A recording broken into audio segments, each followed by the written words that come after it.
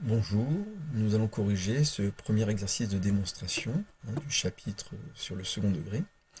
Alors, on a la proposition et définition suivante. Donc, pour toute fonction polynôme du second degré f qui a x associé à x carré plus b plus c, il existe deux nombres réels alpha et bêta uniques, tels que pour tout x appartenant à R, f de x est égal à a facteur de x moins alpha au carré plus bêta.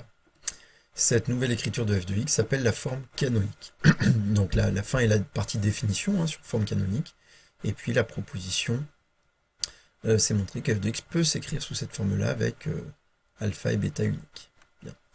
Alors, on se donne donc, quel que soit x appartenant à R, f de x est égal à ax carré plus b plus c, où a, b, c sont trois nombres réels, et a différent de 0. Sinon, la fonction f de x n'est pas une fonction du second degré. Alors, première question, montrer que, quel que soit x appartenant à R, f de x est égal à a facteur de x carré plus b sur ax plus c. Donc, cette première étape n'est pas très compliquée. Il suffit évidemment d'effectuer une factorisation par petit a. Alors, ici, on est bien d'accord que entre ax carré et bx, il n'y a pas de facteur commun petit a. Mais ça n'empêche que puisque petit a est non nul, on peut quand même factoriser f de x par petit a.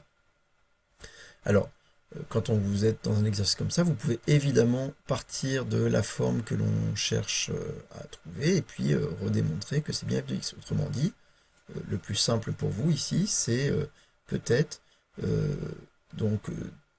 raisonner sur un petit x quelconque et de partir de a facteur de x carré plus b sur ax plus c.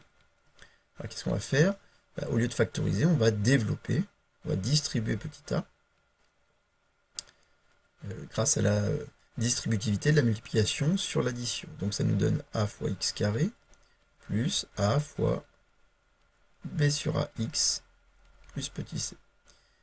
Évidemment, on a une simplification par petit a, on retrouve donc ax carré plus bx plus c, qui est bien donc égal à f de x.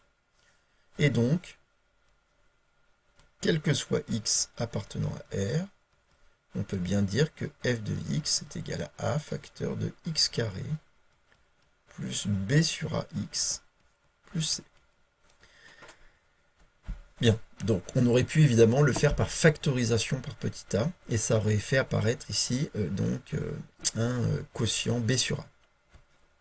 Deuxième étape de cette démonstration, donc montrer alors que f de x peut donc s'écrire sous la forme f de x égale a facteur de x plus b sur 2a au carré moins b carré moins 4ac sur 4a. Bon, alors encore une fois, puisqu'on nous donne la forme que l'on veut obtenir, on peut partir de cette forme-là, de la développer, réduire pour prouver que c'est bien l'expression de f de x. Mais on peut aussi, et c'est plutôt dans l'idée dans cet exercice, de partir de la forme qu'on a trouvée et donc de trouver petit c. Donc, dans la démonstration que vous avez dû faire cette année, évidemment, on ne vous a pas donné la forme que l'on voulait obtenir. Vous avez travaillé, vous avez trouvé la forme canonique souvent en construisant petit à petit cette forme-là à partir de l'expression f de x.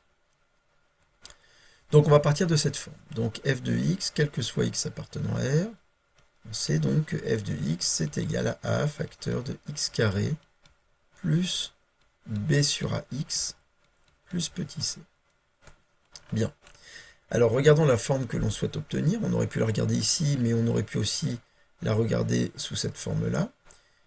Ici, on a le carré d'une différence, ici le carré d'une somme, mais en fait, ça ne change pas, c'est que c'est bien l'idée que on reconnaît ici la forme factorisée d'une identité remarquable, a plus b au carré. D'accord? Vous devez reconnaître que x carré plus b sur ax, que x plus b sur 2a au carré, ce que l'on veut obtenir, c'est donc du a plus b, je mets des majuscules pour ne pas confondre avec les petits a, petit b, petit c, donc c'est le carré de a plus b. On sait que a plus b au carré, sous forme développée, c'est égal à a au carré plus 2ab plus b au carré. Bien. Or ici, nous, on aimerait reformer cette forme factorisée a plus b au carré, puisque c'est ce qu'on veut obtenir ici, vous voyez. Mais ce que l'on a, c'est une somme. Et donc, bah, pour reformer cette forme factorisée, bah, il faut être capable de retrouver la forme développée réduite, de faire apparaître cette forme a carré plus 2ab plus b carré dans cette somme.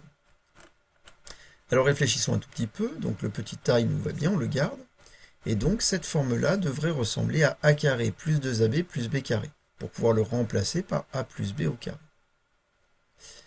Donc, x carré plus b sur x, ben, le a carré, x carré, ça tombe bien, on a bien notre carré, c'est le carré de x comme le carré de a. Ce 2ab, ben, on peut le décomposer, donc ce b sur ax, on peut le décomposer comme comme 2 fois ben, b sur 2a fois x. Et vous voyez que quand on écrit ça, on a notre double produit, là, le 2ab. Vous reconnaissez ici le petit 2. Vous reconnaissez ici petit a, c'était x, puisque le carré de x ici, c'était a carré. Et donc, obligatoirement, le grand B que l'on cherche ici, en fait, ça doit être égal à b sur 2a. Mais pour reformer cette identité remarquable, on a besoin du plus b carré. Donc j'ai besoin de faire apparaître plus b sur 2a au carré. Sauf que bah, il n'était pas dans cette somme-là. Parce que vous voyez que le 2 fois b sur 2a fois x, c'est bien le b sur ax, par simplification par 2. Donc le x carré, on l'avait. Le b sur ax, c'est-à-dire ce nombre-là, on l'a. Mais le b sur 2a au carré, qu'on a été obligé de faire apparaître pour retrouver la forme développée de l'identité remarquable, il n'apparaissait pas. Donc comme j'ai besoin de le rajouter, bah, je dois le compenser en l'enlevant tout de suite après. Voilà. Première étape, regardez. Donc, on essaie de reformer la forme développée de cette identité remarquable, donc en faisant apparaître a carré plus 2ab plus b carré. Donc, elle est là, notre forme développée a carré plus 2ab plus b carré. Le moins b sur 2a au carré, on a été obligé de le rajouter pour compenser ce qu'on avait été obligé de rajouter. Ce qui avait été rajouté ici. Bien, donc, maintenant, j'applique ma factorisation ici grâce à l'identité remarquable. Je vais remplacer ce a carré plus 2ab plus b carré par a plus b au carré.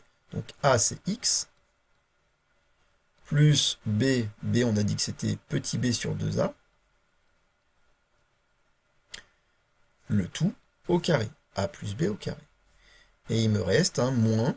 Alors je peux appliquer, calculer le carré de b sur 2a, c'est égal à b au carré sur 2a au carré, ça donne 2 au carré 4 a carré, plus c. Pour retrouver la formule qui m'intéresse, qui va être ma forme canonique, bah on voit que petit a doit être en facteur de seulement x plus b sur 2a au carré. Alors là, petit a, il est en facteur de toute cette différence. Donc il me suffit ensuite de distribuer, grâce à la distributivité de la multiplication sur la soustraction, de distribuer petit a. Donc ça va me donner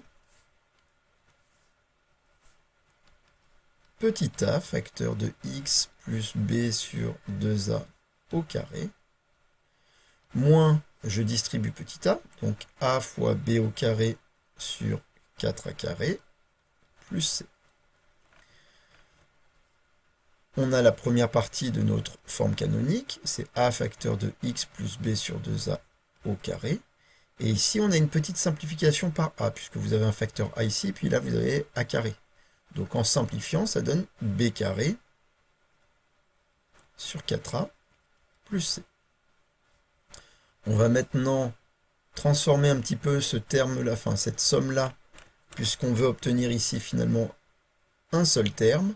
Et donc pour ça, on va faire une mise au même dénominateur. Donc ça fait a facteur de x plus b sur 2a au carré, moins b carré sur 4a.